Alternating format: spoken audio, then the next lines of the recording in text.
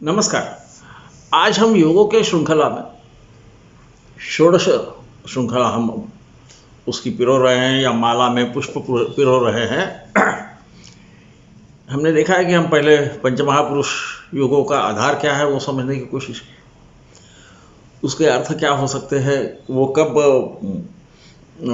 प्रबलता से अपना योगदान देंगे या अपने परिणाम देंगे और कब क्षीण हो जाएंगे, ये भी हमने देखा है।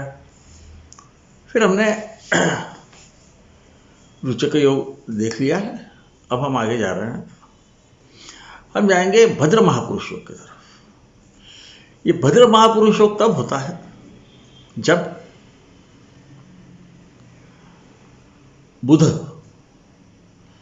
ये खुद के राशि में या खुद के उच्च राशि में, उसकी उच्च की और खुद की राशि एक ही से याद रखिए, सो इसके लिए एक परिमाण कम हो जाता है, परंतु वो यदि अंशों में ज़्यादा हो या कम हो तो उससे वो मूल त्रिकोण है, स्वराशि है या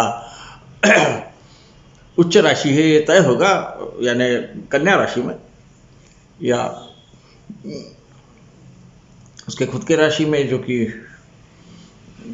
कन्या भी तो है ही परंतु मिथुन भी है, इसमें स्थित हो, केंद्र में है और बल संपन्न हो।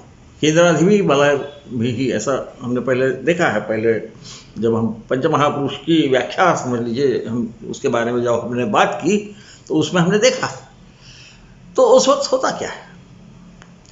अब ये तो हमको समझता है कि लग्न में यदि स्थित होगा तो वो नैसर्गिक है कि बुध वहाँ पर दिग्बली भी होता है, तो हो सकता है संभवतः उसका परिणाम ज़्यादा हो, परंतु ये नवमांश आदि में भी उसकी शक्ति देखना चाहिए।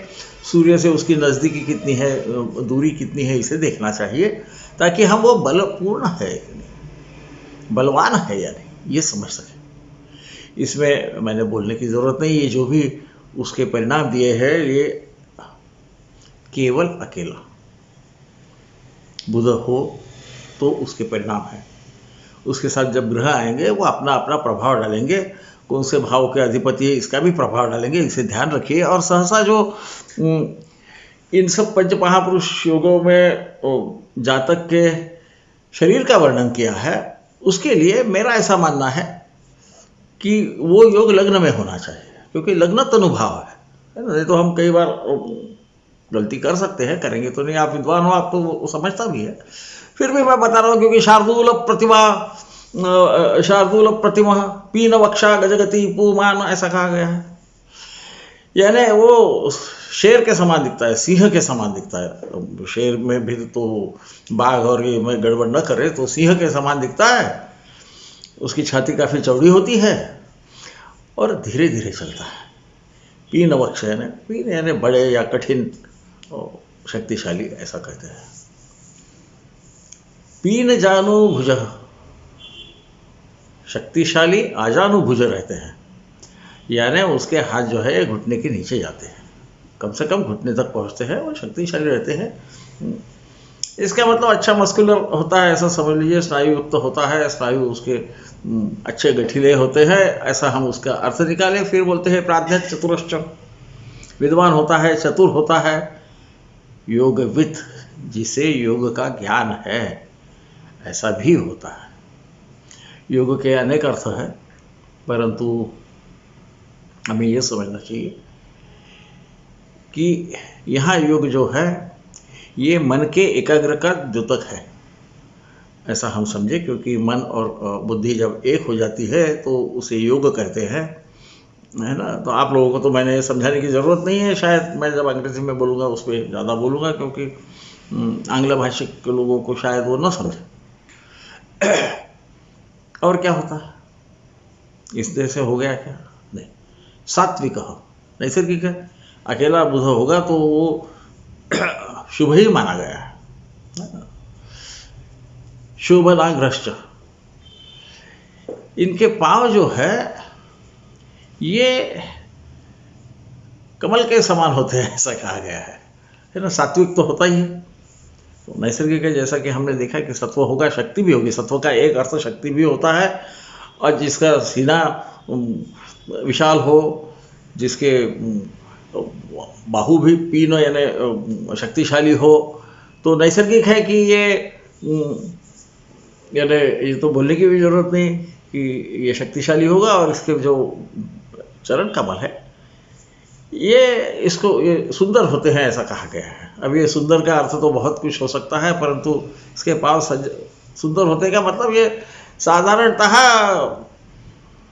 इसका शरीर जो है ये अपुष्ट होता है, ऐसा हम इसे समझें। क्योंकि देखिए संस्कृत में कई बार छंद को बराबर रखने के लिए भी कुछ चीज़ें कही जाती है। कामी शंख गदा चक्रधर, ये कामना होती है इसे, शोभन स्पष्टयुत। देखिए इतना बता दिया है, परंतु ये क्या करते हैं कि उसके जो बाल रहते हैं ये भी शोभन रहते हैं। शोभन यानी अच्छे, दिखने में अच्छे। इसे महीन भी कहा जा सकता है, हम महीन कह सकते हैं, नरम कह सकते हैं। तो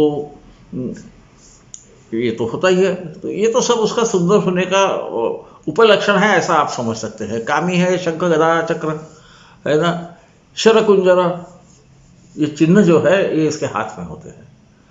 तो आपको बताने की जरूरत नहीं कि शंख गदा चक्र के चिन्ह कैसे होते हैं। शर यानी तीर और कुंजर हाथी को बोला जाता है, ये चिन्ह होते हैं। ध्वज लांगल चिन्हश्च, ध्वजा और लांगल के भी चिन्ह होते हैं। ये सामुद्रिक शास्त्र में इसका अर्थ हमें ज़्यादा समझेगा। मैं भी जब खुद देखता हूँ तो मुझे ध्वज का चिन्ह बहुत कम बार दिखता है, समझता भी है, परंतु मैं कभी भी उसमें आश्वस्त नहीं होता कि ये मैं इसे ध्वज का चिन्ह समझूं या एक बड़ी मछली समझूं। तो मेरे भी जो खामियां हैं वो भी आपको प्रामाणिकता से बताता हूँ, उसमें मैं कोई विद्वान हूँ नहीं।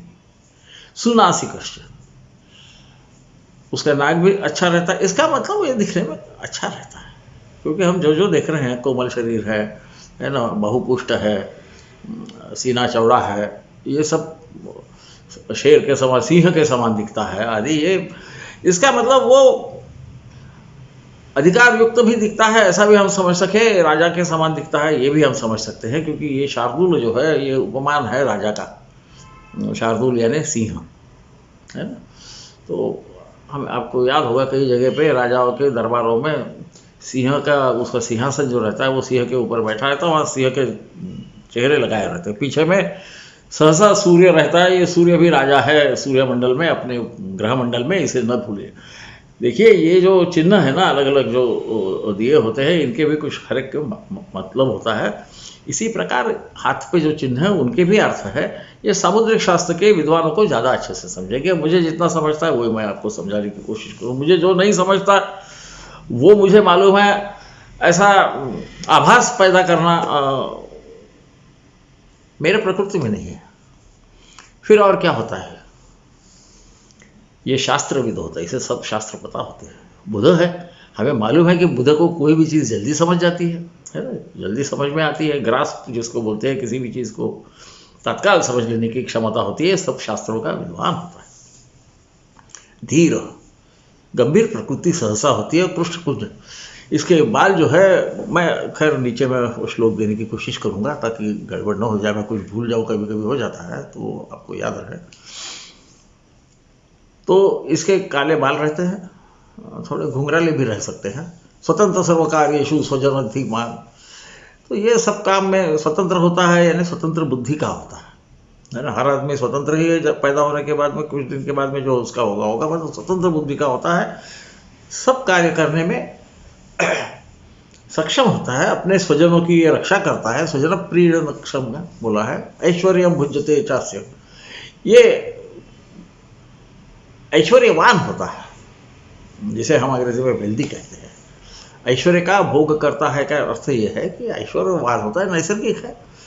और ये मित्रजनों वगैरह में, मित्रजनों के साथ में रहता है। इसके संपत्ति का कुछ इसके मित्रों को ज़्यादा लाभ होता है, क्योंकि ऐश्वर्य भुज्यते चास्य नित्यम मित्र जनै पर, ऐसा कहा गया है। यानी परजन और मित्र भी, पर इसका अर्थ ये भी हो सकता है कि ये मित्रों को मदद करता है, क्योंकि वो भोग लेते हैं तो ये बगैर धन का रहता है, ऐसा मानने की कोई ज़रूरत है। वो कोई फिर तुलया तुलितो भार प्रमित स्त्री सुतान्वित, ये फिर से उसका भार कितना होता है, प्रमित भार रहता है ऐसा कहते हैं। उसका प्रमित एक परिमाण है भार का, है ना। आजकल तो हम वो शेर और किलो वगैरह वापरते हैं, तो ये यदि इसकी वजन किया जाए तो एक प्रमित भार का रहता है, यानी प्रमित परिमाण का इसका वजन रहता है। मैं ये समझता हूँ इसे हम साधारण अच्छा वजन रहता है, ये समझा जाए 70-80 किलो के ऊपर ही होगा। परंतु जिस कुल से आया है, जिस देश से आया है, जिस काल में है, उस हिसाब से हमें इसको करना पड़ेगा। क्योंकि आपको समझ सकता है कि भाई उसके बाहु भी लंबे हैं, वो मोटे भी है, सीना भी चौड़ा है, ये सब देखते हुए धीरे धीरे हम वहाँ आएंगे। और कुछ होता है क्या इसका? तो ये इस सक्षेमो यानी क्षेम के साथ, इसका मतलब इसे कोई बहुत ज़्यादा परेशानी होती नहीं है। भूपति रहता है, और कहाँ का रहता है? तो ये मध्य देश का रहता है। मध्य प्रदेश और मध्य देश में मत फर्क कीजिए, मुझे लगता है मध्य देश का है, विदर्भादि जो भाग है, शायद उज्जैनी भी उसमें आ जावे, इसमें रहता है। और शतम समाह का अर्थ आपको मालूम है 100 साल तक जीता है, ऐसा कहा गया है। अब इसमें ये धार्मिक है, धैर्यशील है, इसे हमें बार बार कहने की जरूरत नहीं, क्योंकि आखिरी में बुध है ये ग्रह। स्वभाव से इसे हम जब किसी क्रूर ग्रह के साथ नहीं रहता तो इसे शुभ माना गया। ये बुद्धि का बताता है। नैसर्गिक है कि ये योगविता और शास्त्रविद होगा, शास्त्रों का ज्ञाता और योग का ज्ञाता होगा। यदि लग्न में बैठा है तो उसके प्रकृति में ही ये सम्मिलित है। तनुभाव जो है ये जातक की प्रकृति ही बताती है। कई बार ऐसे बोलते हैं कि शतः समान में कुछ लोग 80 साल की उसकी उम्र होती है, ऐसा भी कहते हैं।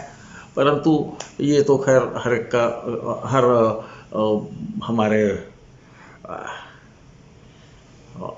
विद्वान जो है, जिन्होंने जो प्रवर्तक हैं, इनके हर एक के अलग अलग विचार हैं।